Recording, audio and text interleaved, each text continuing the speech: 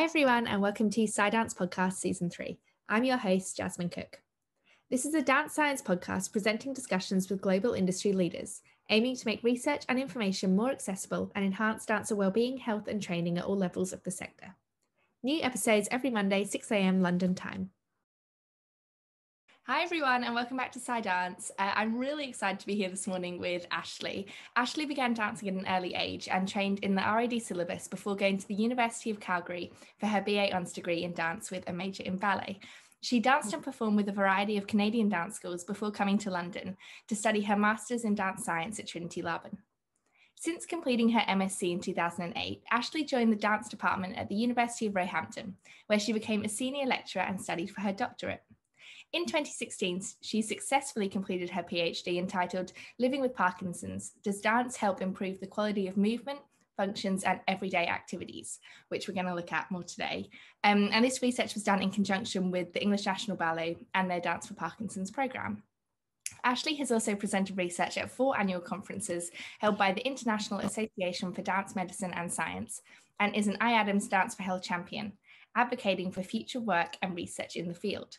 She continues to publish research in the area and is interested in developing new methodologies and approaches to research in the dance for health sector. Welcome, Ashley. It's so great to have you today. Oh, thank you. It's such a pleasure to be here. Really happy to chat about this research. So there's obviously your bio just there, but is there anything else you'd add to introduce yourself to our audience? Anything I've missed out? No, I mean, that's a really nice introduction. It touches on where I've been and my ballet background. But yeah, also where I'm going with my dance science research and the focus now in dance for health, dance for Parkinson's work.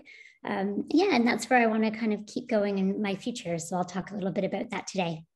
Amazing. Yeah. Do you want to tell us a little bit more about your background? So in dance and how you got into dance science, kind of where your interest came from and how you got to where you are now? Sure. So I've been doing ballet for a very long time. Since I was young, and ended up going to the University of Calgary for their ballet degree. And at the time, that ballet degree was actually in conjunction with the School of Alberta Ballet in Canada, but it was also in conjunction with the kinesiology or sports science department at the university.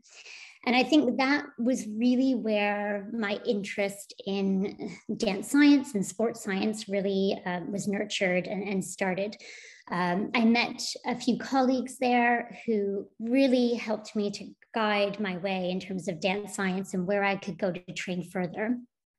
I had heard at the time about a few colleagues who had decided to go and study at Trinity Laban for their master's degree. And so I followed suit and then heard about that program through my university and came out here in 2007 to study the master's in dance science at Laban. And yeah, ever since then have just fallen in love with it and managed to find jobs within that field. So ended up working at Trinity Laban for a while, working as a graduate assistant there. And through that, was able to get a job lecturing at University of Roehampton. And that has really been my home since finding that job in 2009. I've been there ever since in different capacities. I was a staff member, but then took maternity leave for a while. So I'm back there as a visiting lecturer at the moment. But there I've been lecturing ballet, which is, again, kind of my home base. But then also teaching dance science and material as well. And it's where I got my PhD, which I'll be able to talk a bit more about today as well. Yeah, definitely. So your research is focused on dance for Parkinson's at English National Ballet. So from what I kind of know from who I've spoken to, I think it's quite a well-known program. Like I think, especially in the UK, most people have heard of it or have some sort of connection with it, or Yes. have at least seen it on social media. So, but if we haven't, what's this program? So can you give us a bit of background about it? Absolutely. Yes, it is a very well-known program. So the Dance for Parkinson's program at English National Ballet started back in 2010. And they were taking inspiration from the Dance for Parkinson's program with the Mark Morris Dance Company in New York. And with that, then they ended up taking on a very similar teaching style and framework and structure to their classes. The classes at English National Ballet happen on a weekly basis, and it's about an hour and a half in length, the classes, and there's always time afterwards for kind of a social time for tea and biscuits and a good chat. And the company repertoire is what the classes are based on. So the dance artists who teach the classes use as a theme whatever the company is currently rehearsing or performing is generally the theme of what the classes will be looking at. So you've got Romeo and Juliet or Sleeping Beauty or Le Corsaire. And these things are then, of course, tailored to what the participants can do and what they need in the classes. And then from a research point of view, in 2010, when English National Ballet started this program, they got in touch with Dr. Sarah Houston at the University of Roehampton, who then also brought me on board as well onto the research team. And they asked us to research alongside this pilot work that they were doing. To evaluate the program, but also look at potential benefits, things that could be happening as a result of the work. So yeah, it was a two-phase project. It finished actually quite a while ago. So it was 2016 when it completed, but the classes are still ongoing, and many of the participants who were part of our research kept dancing afterwards as well. And yeah, you can still sign up and still dance with them, which is wonderful. Yeah.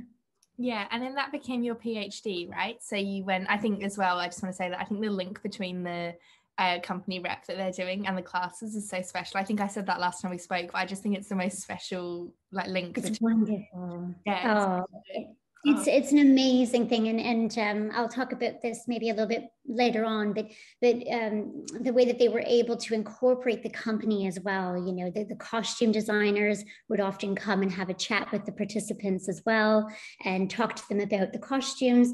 You'd have some of the professional dancers from the company coming down and doing little mini performances with them as well.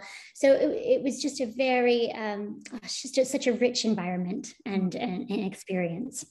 Yeah, it's gorgeous. It became your PhD then after 2016. So can you tell us about this transition? How did that happen? And what were your kind of further research questions that you wanted answered? Absolutely. So yes, it did start as a voluntary project in 2010. And then gradually, so we did a pilot project, and then gradually through that pilot project, some of my colleagues at University of Roehampton kind of hinted towards, you know, if I was already kind of doing this work on a voluntary basis, why not utilize it for a PhD degree if that's something that I was looking to do? And it was. And so we just kind of wrote up the applications and went for it. And what was really great was that obviously Dr. Sarah Houston, at the time she had invited me on board, she was the lead researcher on the project. So she naturally just became one of my supervisors on the PhD. And then also my other supervisor, Professor Raymond Lee, who was working at the time in the life sciences department at Roehampton. He also came on board, and he helped really develop and guide us with some of the methods, particularly the quantitative and biomechanical measurements as well. And you know, one thing that kind of really developed throughout that time, it was quite interesting because I was doing a PhD, but there was also kind of what I always called the wider English National Ballet project. So there was this artistic project happening, and then alongside it, I was also trying to complete the PhD. And there were certain elements that crossed over and some things that I really had to develop myself as a researcher doing this thesis work. And one of the main developments that came out of that was a focus on the World Health Organization's it's called the International Classification of Functioning Disability and Health. It's quite a long long name, but it's basically health and health-related domain structure. So it helps us to look at changes at a physical and mental level, and how those changes might then impact ease of everyday activities and participation in society. And I became very interested in looking at all of these different levels of the framework, and not only kind of keying into potential changes to balance or stability for these participants, which is quite a common thing to look at with regards to exercise, dance, and Parkinson's. But I also wanted to then understand how meaningful that was for participants in their everyday lives. Not that they were just, going up on a particular scale, but that it was making a difference in how they could do certain things or how they could participate in their community. And that was very much based on this framework. So it's something that developed out of the PhD work that I'm trying to kind of advocate for and continue to work with as I go forward in research, really. So, yeah. Yeah, for sure. And we can look at some more of those benefits later in the things that you looked at. But if we just go back a few steps, so starting with the pilot study that you did at the very, very start, can you tell us a little bit more about the structure of the study and the research, but also about the classes, how they ran? And I remember you said you were looking to evaluate the program, but it was really open-ended. So it was kind of just seeing what questions came out. Just tell us a little bit about to go alongside what they were already doing. So a little bit about what this first pilot study looked like. Sure. Yeah. So the first pilot study was quite short, actually. So it was just 12 weeks. And it took place between 2010 and 2011. So just one term of dancing, really. And at the time, the classes were the same structure as I mentioned. So it was still weekly ballet classes happening at the main studio headquarters, still an hour and a half in length. And I believe the ballet that we were working with for that pilot project was Romeo and Juliet. So, which was a lovely piece to start with. So participants, of course, would, within the class, they would learn about the storyline and the characters and the plot, and how in a ballet context, we would bring that story across on stage. And of course, the material, again, the movement material was modified and worked with the participants that were there and what they could do and what they needed. Generally, the class structure stays relatively the same across all of the terms. The choreography will change depending on the theme that we're looking at, but the main structure stays pretty similar. So you'll generally begin seated in chairs, and they're often in a circular formation. And you'll have the instructor or instructors sitting in the center so that everybody can see them. And the first kind of warm-up material and first half of the class is really based on kind of port-de-bras work. So you'll have lots of movement through the arms, a lot of rotation in the torso. So opening up that movement and mobilizing around the spine, mobilizing different joints. You'll have parts that are looking at exercises where participants are clapping to different rhythms or stamping their feet to different rhythms. So it's that kind of work initially. And then the second half of class is standing, and we move the chairs away. Some of the exercises might be more stationary to begin with. So they might go to the ballet bar and do a plie or a tendu exercise. But then generally we'll get out into the space and we'll do more dynamic work, maybe swaying and transfer of weight. We always, in every Dance for Parkinson's class I've been to, have a time where we walk across the space. So it's encouraging that kind of open walk right from one end of the studio to the other to a nice steady rhythm. And I should say as well, with the English National Ballet classes, we were very, very lucky to be able to have live musicians in the space, which, it goes without saying that that's just, it's a wonderful treat to have. And it was so important for the teachers and the participants. There were little minute changes that could happen instantaneously in terms of the tempo and the rhythm. Things could be adjusted as needed. And that isn't always the case when you're having to work with recorded music. So so that was kind of the basic structure of what we would go through. And oftentimes as well, at the end of class, there might be time for creative work as well. So some improvisation and working in partners, perhaps, where a participant would need to mirror the other person's actions and then they would switch. And looking at changes to dynamics and quality of movement there as well.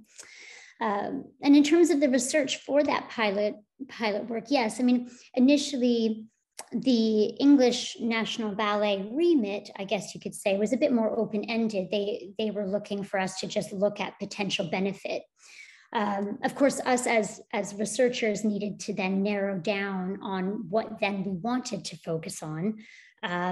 But we also had to do that in a way that was respectful of the artistic project that was taking place. It was very clear that the dance artists were in charge of, as were the live musicians, part of that discussion, the content and the choreography of what would be taking place in the studio. And us as researchers were to come alongside that and observe as best we could what was happening and what was taking place. Yeah, I think that's such a positive approach. And I think that's really, because I know we'll speak a little bit later about how that's maybe a limitation, but personally for me, I really see that as such a positive. I think it's like a real world example of how things are happening. We can't always change variables. And I think it actually gives such good insight as well. I love hearing a little bit of insight into how the classes run. I think that's so special. And yeah, it really opens it up. It's really lovely. So you were looking at more of the physical side and Sarah was focusing on more kind of interviews and qualitative data, right? Yes, that's right. Yep. So what kind of methods were used in each of these? And then also, I'm kind of curious, just more anecdotally, what was it like working with this population? So I guess, speaking to them, what did you find out that maybe wasn't necessarily part of your methods and results, but how did you find it personally? Yeah, I mean, well, first of all, working with this population was just, it was so special. And I think it really taught me a lot about the kind of researcher that I want to be. And as I go into the field, I think, sometimes I think maybe initially I was an early career researcher, I guess you could say. Obviously in the process of doing my PhD, I hadn't done a lot of work like this previously.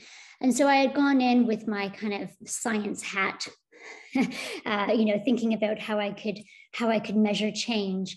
And what I really was so grateful for was this experience of getting to know participants. And again, I'll come back maybe to this a little bit later on, and how this works in a scientific way, because not all scientific projects allow for this researcher-participant relationship. But of course, in the context of our project, that was there. And I got to talk with the participants a lot. I got to know them very well. I got to talk about why dance was meaningful to them, why they came and attended. And also through those conversations, I got to know the individual, not just as a number, not just as one of the numbers on my spreadsheet to look for change in some sort of physical way. I got to know these people and the different contextual factors that shape them, that shape their lives, and how dance then fits into that. So I think that whole experience really shifted the way that I will approach research in the future, and really helped me understand the value of a more person-centered approach as well. So it was life-changing, as I say. But yeah, and in terms of the methods, so yes, Sarah was focusing more on the qualitative aspects of the project. So she focused more on carrying out interviews, semi-structured interviews, focus group discussions. Participants also were asked to keep a diary of their experiences of the dancing. And we also, as I say, we attended the sessions. So we did get to observe and take part in those dance classes. And in doing so, we also filmed the work as well. So we looked back at observational analysis. And from a quantitative point of view, I focused more on changes to balance and also changes to posture. And I did this, the way that I looked at it was, for balance, we used something called the Fullerton Advanced Balance Scale.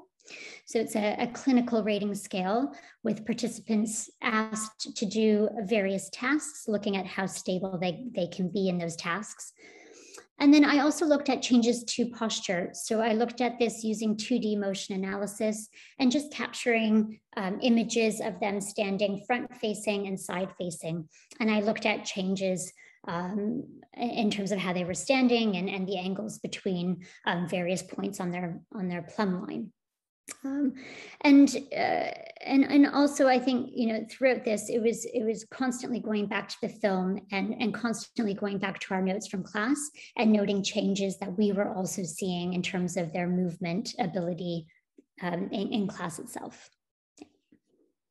Yeah, that's great. Can we look at, so we come back to later, can we look a little bit about the kind of scientific aspect of it and the relationship with the participants? So obviously you said it's different to most other intervention studies because it's a pre-existing setup and you're coming in from the outside as researchers, and you don't have the same control that other research teams might have had kind of otherwise. So can you tell us some more about how this did influence the study? And I guess there's maybe limitations in applicability, some might say, from a scientific point of view, which there's pros and cons. So could you tell us a little bit about this?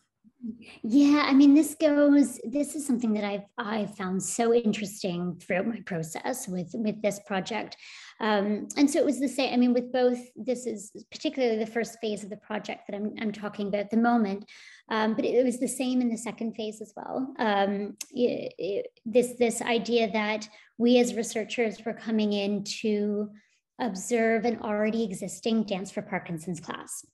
So obviously in normal research, you might see that the dancing is starting because of the research. So the research team puts together a study and then the dancing commences at the exact same time that the research commences. And then oftentimes you might see that the dancing might stop as soon as the research stops. And this was very different. There was something happening in English National Ballet anyways, and that would have gone on with or without us. It just so happened that they wanted us to come and try to observe what was happening.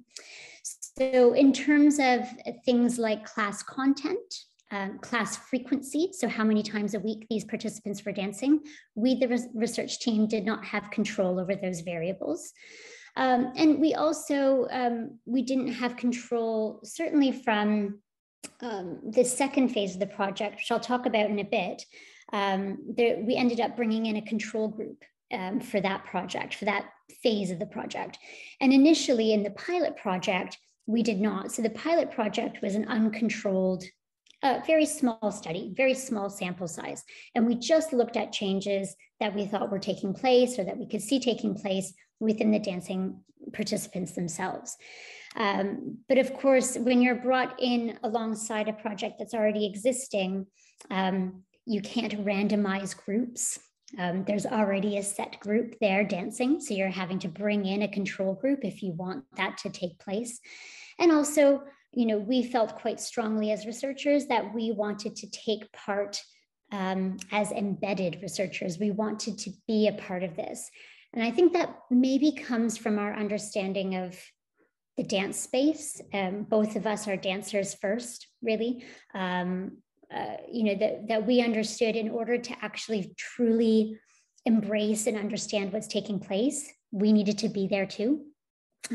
We needed to experience it too, and not just objectively, you know, say what was happening for these participants, but feel what was happening as well. And so that was really important. But of course, by way of doing that, it meant that we were not blinded. So we were not randomized, we were not blinded.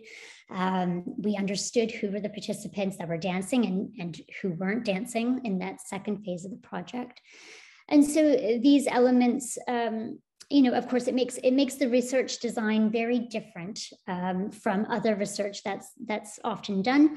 And then, of course, when it comes time to publish this research or to get this information out there, you may come up against obstacles. And certainly we did, because we weren't fitting the mold that I think scientific, rigorous research wanted us to fit into. And that was quite difficult because I think there's still quite a lot of important information there that we found. And we wanted to share that as much as possible with a wide range of fields. But when you're not able to kind of match that randomized controlled trial gold standard, it can be quite difficult. Yeah, definitely. Can you tell us some more about the results of the study then? So both of them, or the two? Sure. First phase. Yeah, I know there's quite a few. So there was just two phases. So the first, yes, absolutely. So the first pilot project, when we looked at the qualitative and the quantitative and also the observational work as well. Again, this was small. It was just across a 12-week time period, again, uncontrolled. So we had a very small sample size. Quantitatively, we did see some changes on the balance scale and on the postural analysis for some participants, but not for others. Of course, given the small sample size, it wasn't appropriate to do statistical analysis. So in that sense, it really was a pilot project, but we did see some change.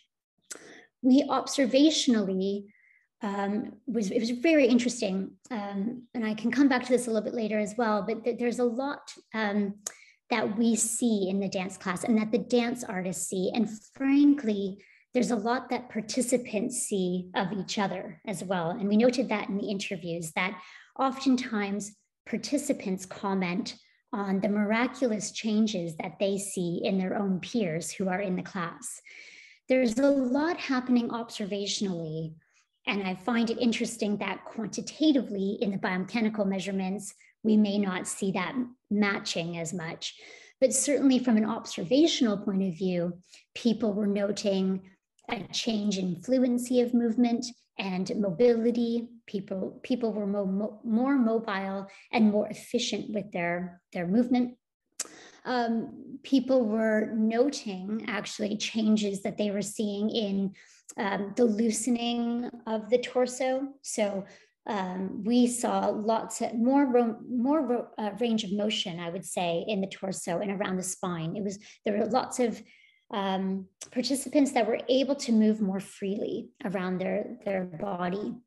An ability to express and emote and project also changed across the time. So those with Parkinson's often, as you progress in the stages, one of the symptoms that can develop is a difficulty with things like facial expression, vocal expression. These kind of things tend to drift away and they're not so clear. So when you're working with an art form that is so expressive and that encourages participants to take on strong character roles and to emote that and to express those things, the change in the ability of participants to be able to do that was quite miraculous. And even the change in their dynamics and in their choice of movement was clear. And then Sarah in the interviews found some really wonderful information, participants finding this work hugely meaningful to them. But I think a large part of that as well is an emphasis on group bonding and, finding that was a key motivator to coming to the classes, that they enjoyed being around other people, but in a positive way, in a positive atmosphere, where they were learning and developing and accomplishing. There was certainly a noting of improvement in their own symptoms and in their balance and their stability, which was interesting because even if some symptoms were decreasing, participants still noted a perceived change and improvement. So if we were still seeing on the quantitative scales not much happening, they perceived that things were improving. And there was that perceived kind of sense of well-being and that the dancing was doing them good. So again, very interesting things came out of that. So yeah, that was the pilot. That was the pilot work. Of course, small in itself, but it did lead to the company wanting us to develop that research more, and it led to a funded longitudinal study, which was great.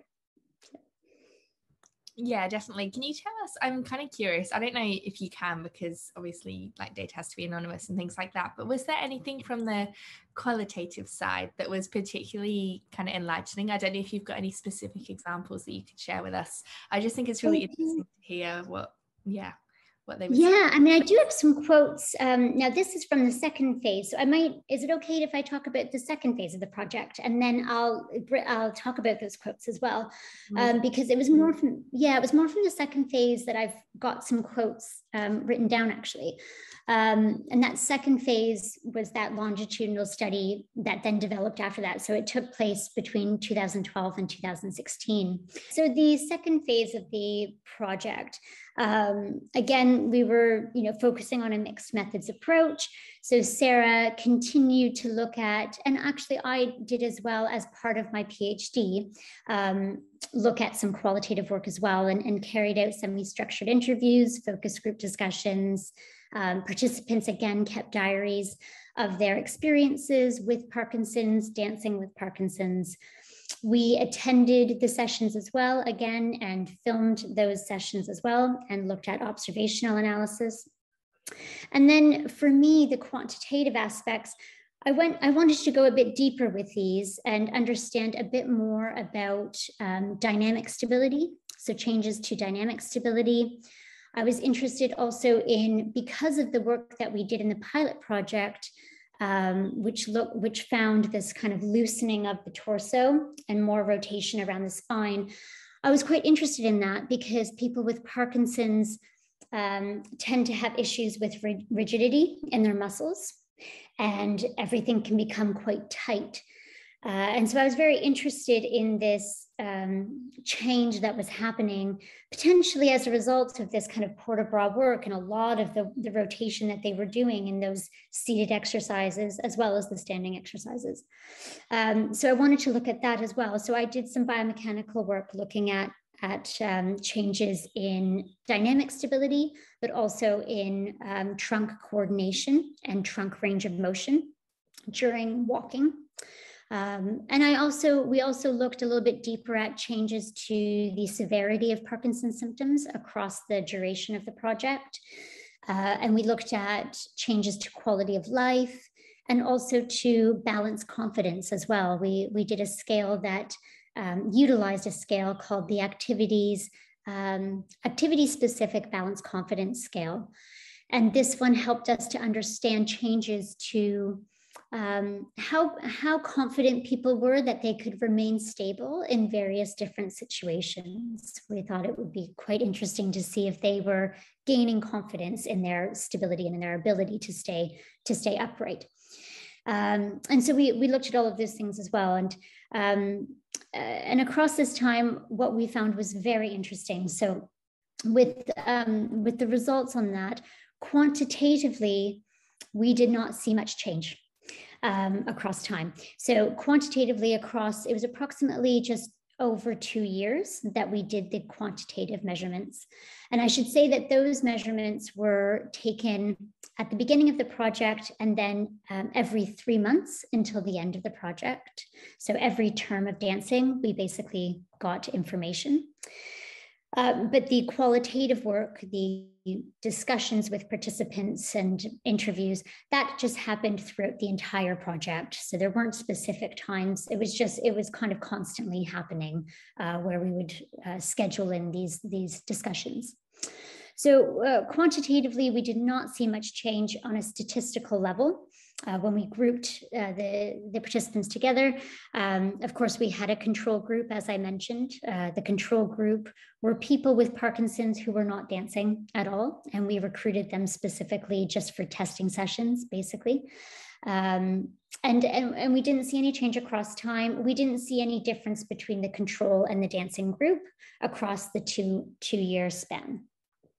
We did, however, see some clinically meaningful change on an individual level. So some individuals did improve.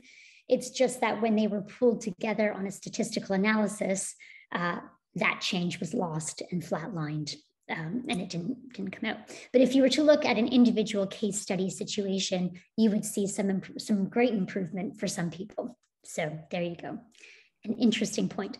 So that and then the observational analysis, similar situation to the pilot study, where we were constantly seeing improvements. And again, participants were noting that as well in the interviews as well, that they were noting a change in fluency. And, you know, it's our comments and our things that we noted also mimic what other studies have shown in Dance for Parkinson's, whereby, you know, participants will come in potentially needing a walking aid and struggling with their gait. And then all of a sudden at the end of class, they might leave the class even forgetting that they had a walking aid in the first place and walk out of the space, you know, just with a huge amount of confidence and ability. That truly is miraculous. And when you're watching that happen, it's all a researcher wants to do is to be able to, you know, kind of show that in the research, that, you know, in a meaningful way, that this is happening and that this is taking place. And how do we show that? But that was amazing. And then, you know, so qualitatively, there were numerous things that we found. I mean, that's really where I think the gem of this research is. It really showed how meaningful it was for participants. Again, coming back to the emphasis on group bonding, on participants recalling that they felt a sense of gracefulness with their movement, a sense of beauty that was so important to them, because honestly, with Parkinson's, that is often lost, that joyful movement and that emphasis on what my body can still do is often taken away with Parkinson's. And so to bring that back and to focus on my body in a positive way was quite important for them, I think, and that was really meaningful. And again, even if we weren't seeing the quantitative measurements spike up and show improvement, there was this perceived improvement. There was this perceived change that was happening, whereby they would say, I can't necessarily say for certain what is changing, but I feel better in myself. Even if the quantitative measurements aren't showing it, there's a sense of well-being that's coming from this. So it was very, very interesting results. So I do have a few quotes, actually, just some things that I thought would be, and there's a few of them particularly that I keep coming back to because I think there's something there that is important for future research. So one of the participants says, can I add, I've identified about 8 or 10 words to describe what we're doing: imagination, creativity, language, color, music, rhythm. And I've not come across anything in my diverse life which combines all those things. The breadth and depth of what is going on downstairs in the studio is significant. End quote. So that is just beautiful. There's just something there that's just so important. And as he says, this kind of this range of things that are taking place, it's quite specific and unique to a dance intervention, you know, aside from other kinds of activities that one might do. Another quote from a participant, it's not just I'm in the mood, but physically I feel different. I don't think about it all the time, but suddenly I realize how much better I feel. More movement, more energy, certainly more energized. I want to stay positive and not think about Parkinson's. End quote. And just one more. My attitude towards myself has changed. This is so welcoming and a non-judgmental sort of atmosphere of welcoming and acceptance, me learning and possibilities. Here we are crooked and falling over and we're allowed to do it, end quote. Yeah, so I just think, you know, there's something there with that, with some of the quotes and some of the things that were coming out of that material that I'm interested in, kind of picking apart for future research, because I think there is this kind of different atmosphere in a dance class versus maybe other exercise interventions or other ways that we might help people with Parkinson's. Dance has this other layer to it, this artistic layer. It was an artistic and cultural endeavor, of course, but I think the atmosphere, and as this participant rightly says, this non-judgmental place where it's not about their Parkinson's. It really isn't. It's interesting because it's called Dance for Parkinson's, yes, but the way that the classes are approached they're not about the Parkinson's. You're not coming in and sitting down and talking about what the Parkinson's is ridding them of, or what they can't do anymore, or what the side effects of these medications that they have to take are. This kind of talk isn't part of it. It's not there. It's not treating them as patients who need fixing. It's come on in and learn about ballet and just take part and let's move together. And that's really cool, and it's really positive. And I think people really appreciated that positivity because it encouraged them to really focus on accomplishing and what they could still do rather than what the Parkinson's was taking away. So really important. Yeah. Oh my gosh, there's so many things there that I'd love to pick out. I don't know which way to go first. Oh. I'm going to start. This one's maybe, I don't know if this is a little bit dull, but there's other things I want to look after. But I'm just really interested kind of personally. So statistically, how does that work then? If you can see changes in some participants, but when you put it all together, you can't. Like, why is that? Why does it come out like that? Oh, it's so interesting. So one of the things that was a part of this research, again, going back to the results, I mean, there's certainly a variety of reasons why we may have seen what we did, or indeed not saw the change, because we didn't, in the longitudinal study, we didn't see that kind of statistical change.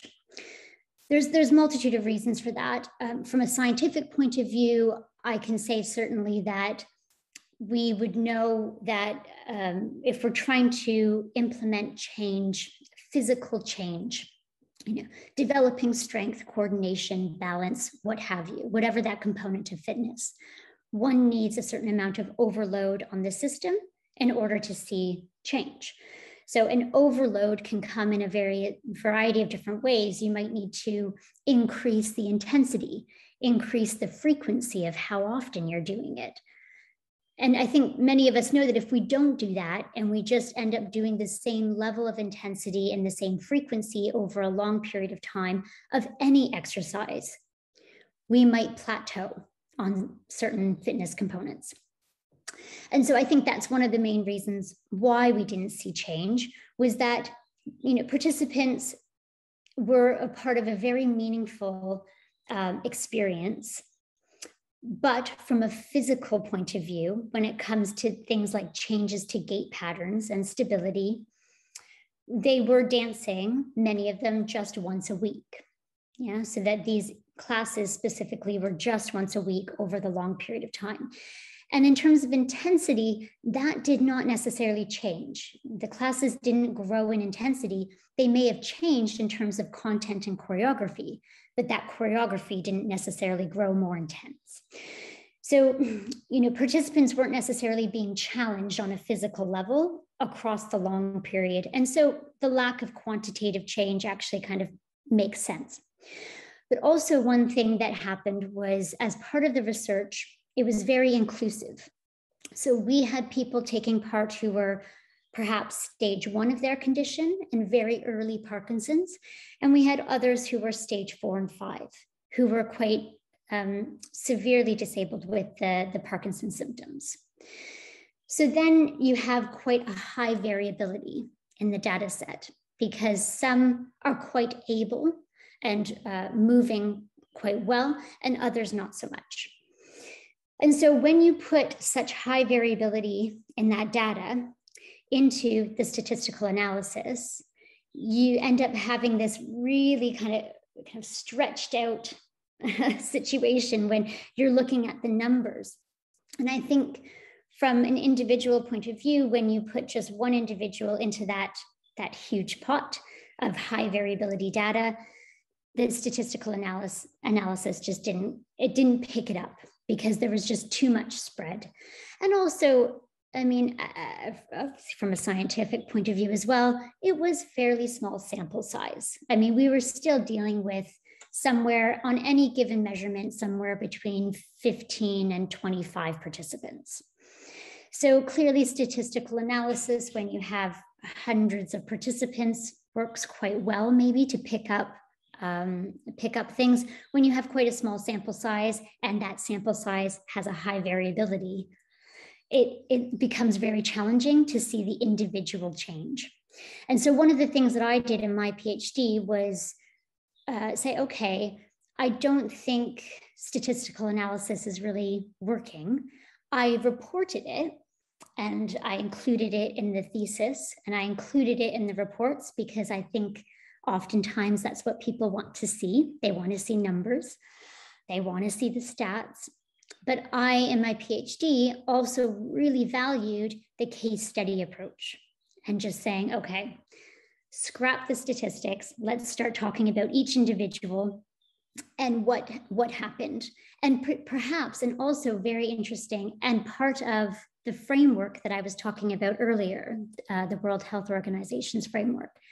One part of that framework is to really try to consider and take into account contextual factors. So personal, environmental contextual factors that may play a role in why the results came out the way that they did.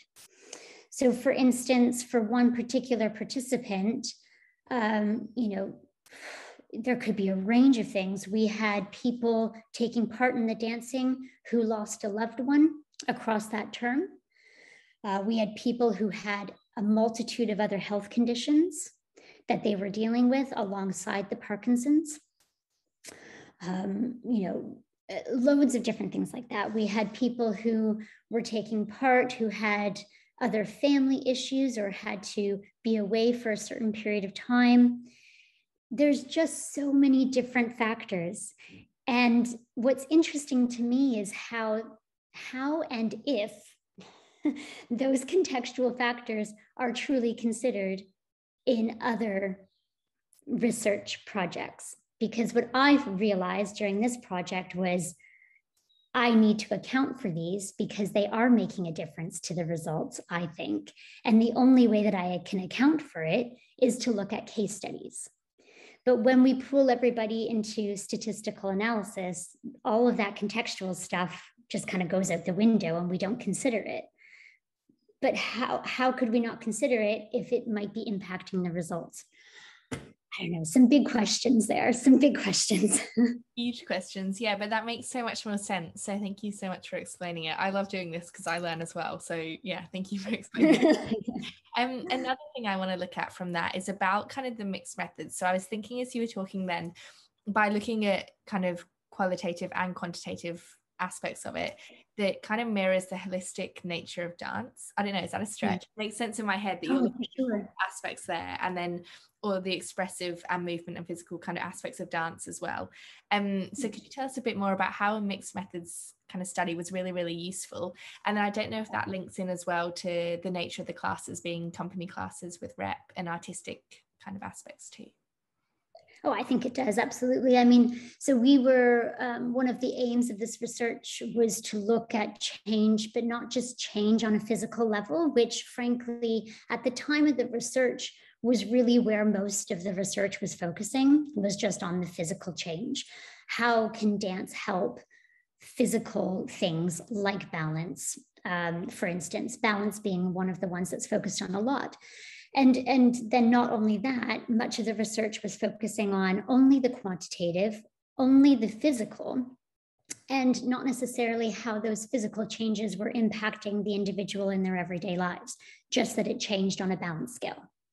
So there was so much that we felt was missing in terms of the depth of what we could talk about and how dance could potentially be useful or impacting individuals. And we wanted to look at this full kind of how is dance impacting on physical, mental, emotional, and social levels as well, to get a more kind of broader understanding of how this was impacting and why it was meaningful for participants. Why did they keep coming, and what was the key reason, what were the key aims that these individuals had? I do think that this is something that I'm really interested in going forward with. I think mixed methods approaches are so useful. I think that this is maybe where we continue to work. I'm still thinking about where future research methods needs to focus. I think from a mixed methods point of view, what was really important for us that we were able to discuss what was happening on a variety of different levels. So if we had just focused on quantitative change and physical change, there wouldn't have been much to tell. If from this research, unfortunately, the quantitative results didn't pick up much change, but we ourselves know from observing the classes subjectively and also from carrying out qualitative analysis that there was huge benefit and that there was huge perceived change and that there was huge change. It's just that our quantitative measurements weren't necessarily the right ones to pick that up. So I think from a mixed methods approach, I think what was hugely important for us was that we were able to tell more of the story by looking at things from different angles and not just focusing solely on one thing. But I also think in future research, perhaps where we need to go as well and to focus on is why are participants coming and what do they value? I mean, from what I can see, research has been focusing quite heavily on changes to health components, so things like balance to reduce fall risk. Now, that's not to say that that's not important. That's hugely important. But participants also engage with dance for a variety of reasons outside of the fact that it might help change their balance. They're participating largely because it is an artistic and cultural experience, right? And they clearly, from the results we can see, are engaging because of the group that they are moving with and that they're dancing with. And because the environment is non-judgmental and because it welcomes them in, and it's a time where they don't focus on their Parkinson's. So if that's the case, what is the other layer that dancing is providing? Yes, it could be seen as an exercise form because it is. They're exercising, they're moving. But there's something else taking place. There's something else, and there's more to the story than just the movement and the change physically. I think the artistic nature of the work that they were doing with the company, I think it really changed the way that they were interacting with ballet. They were immersed in a professional company. I mean, that's an amazing part of this project was, being right there. I mean, even the space that they were working in was the main company studio headquarters. So they were immersed in this company's work. They were seeing the dancers. We were going to the theater as well with the participants, and they were seeing what they were doing in the studio. They were seeing on stage as well. So I think, from that perspective as well, and I come back to this idea of it wasn't just to come in and, move their score on a particular scale, a certain amount of numbers. They were coming to experience something, and they were coming to learn about something. And I think that that's really important. And I think future research should maybe think about looking first at why participants come, and then perhaps developing research questions from there, from the participant perspective. That would be interesting. Yeah, definitely. And that's exactly what I was going to ask about next, actually. So obviously you've got to kind of look at why the participants come to find the research questions from that. And I loved when you were speaking about how the classes and they allow the participants to value what their body can do instead of what it Yeah. can't do, which forms sort of a change for them. So research maybe hasn't fully evidenced or articulated what's happening in this kind of space yet. How do you Yeah. think it might do that in the future? That's a very good question. It's definitely what I want, what I'm trying to focus on now. I know recent research, particularly there was a systematic review that was done recently with, I think it was University of Exeter and Trinity Laban, and there were a few other people involved in that project. And reading the report from this systematic review, which looked at dance and the value of different arts-based therapies, and one of the things that they were calling for was I guess a new approach to research, or perhaps looking at how we are approaching this work and the methods that we're using. Because while there is a need for rigorous research, of course there is, it needs to be detailed. We need to be writing out in our research exactly what's happening in these dance classes. We need to be very specific about our methods so that it's replicable. Our methods, of course, as ever, need to be rigorous, but we are also dealing with a very subjective situation, a subjective art form. So herein lies that language barrier that I feel needs to be worked on. There's somewhat of a language barrier between what dance artists are doing in the space and what the science medical field say is rigorous research, and what is needed in order to evidence change, value, what have you. So I feel like there is a need to, and I know other colleagues in the Dance for Health field as well, feel that there is a need to kind of break down these language barriers and talk to each other about what's going on in the dance space and what is needed from a research point of view, and how we can marry these two together for future research, and how we can work together to find ways of bringing about research that hits home on a scientific medical point of view, but that also respects the artistic environment that this is happening in and the artistic art form itself. And I'm curious, I don't know, and that's kind of where I'm going with my research. I don't really know what the right answer is at the moment, but I have an inkling that I think what's important for now is also incorporating the participants in this discussion.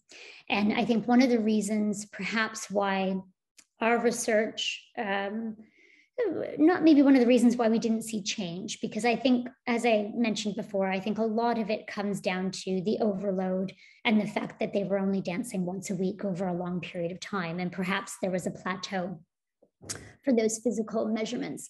But I think something that's really interesting that I've realized is that, going into that research, in terms of the quantitative measurements, we made decisions early on about what we wanted to look at.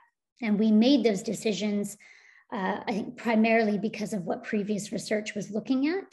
And also, we know that things like balance and fluidity in the torso are important for everyday lives and for moving. Right? So it's, obviously, there's significance there. But I think that I would like future research to then look more closely at why participants are there in the first place, and then possibly forming that research out of that, and having research that's a bit more meaningful then for the participants who are actually doing it, and not just to key into terms that we ourselves think are important from a research objective point of view, but to really draw in the participants into this discussion and say, what's important for you? Why are you here? What would you like to see in the research? And let's maybe go from there and talk about different ways that we can approach this work. Yeah, definitely. That's such a great answer, Ashley. It's been so great chatting to you today. I'm enjoying this so much. I've just got one more thing I'd love to ask you about. So for future applications of this work, there's kind of I think you mentioned there's a bit of a push to try and get it more into a healthcare community, because that's where this sort of thing could be, I don't know if prescribed is quite the right word, where you could kind of apply it. So do you think that this is the most effective way to reach further kind of real world applications of the work, or how else do you hope that this research might be utilised? It's a really great question. There is a push right now in the Dance for Health field for this, and lots of work being done to, as I say, break down those language barriers, I think, and talk to healthcare providers and public health services to understand what benchmarking things are needed on their side in order for us to show dancing is meeting those criteria in order to be prescribed, just as physiotherapy would be prescribed for an individual. Can dance be prescribed for an individual in that way? I think that that's a hugely important avenue, and I think that that's needed. I think there are other applications. Frankly, I think because I've been there and seen how meaningful and how important it is for these participants to be doing it and that they love it so much, I think there's a real awareness amongst the Dance for Parkinson's researchers and artists that are teaching this work that we just need more of it. We need more opportunity for people to do it. We need more funding for classes to actually be taking place. So I think it's an awareness thing for me from a research point of view as well, drawing awareness to the benefit of it. And not only on a physical level, but the wider aspect of what dance can bring somebody's life over and above just physical benefit. But yeah, I think also, drawing in funders and money. And I mean, unfortunately, just, that is one of the things that is needed in order for classes to take place and community halls to be rented out and all of these things, is that, we need support. And so I think, in future research, it is about just getting more people aware and more people involved as well, and allowing for opportunities for this work to exist. And for that to happen, we need to have those conversations with funders, with stakeholders, to understand what they need as evidence, and how we can marry those two worlds together to actually give them that evidence to then fund this beautiful work that takes place and allow more and more people to do it. Yeah, I think it's really interesting to look at all the kind of potential avenues for application, because I hadn't, that wouldn't have really crossed my mind that it would be something that could be prescribed in that way. So it's really interesting to consider. Actually, it's honestly, I can't tell you how great it's been to talk to you today. I haven't covered anything like this before, really, I don't think. And yeah, I've learned so much, and I just love the way you speak so beautifully about it. Is there anything else you'd like to mention or discuss today? Oh, thank you so much. It's been such a pleasure, talking about the research. I could literally talk for hours about this stuff. I just am so interested in it, and I think I've talked about all the different places that that I'm thinking future research should go after this. And though my kind of home base has been Dance for Parkinson's, I'm looking more broadly now at Dance for Health and how all of these things can potentially connect to dance for other populations as well. Dance for dementia, dance for MS, dance for older adults and younger children. So I think it should be an exciting time as we go out there and look at different ways and approaches to this work. Oh my gosh, definitely. Yeah. And I'm so excited to see where it goes. Thank you so much, Ashley. Thank you, Jasmine. Bye. Bye. Thanks so much for listening. Tune in again next Monday. And in the meantime, follow @Sidedance Podcast on Instagram. It would also be so appreciated if you have a moment, if you could please rate and review on Apple to help the podcast grow. Bye.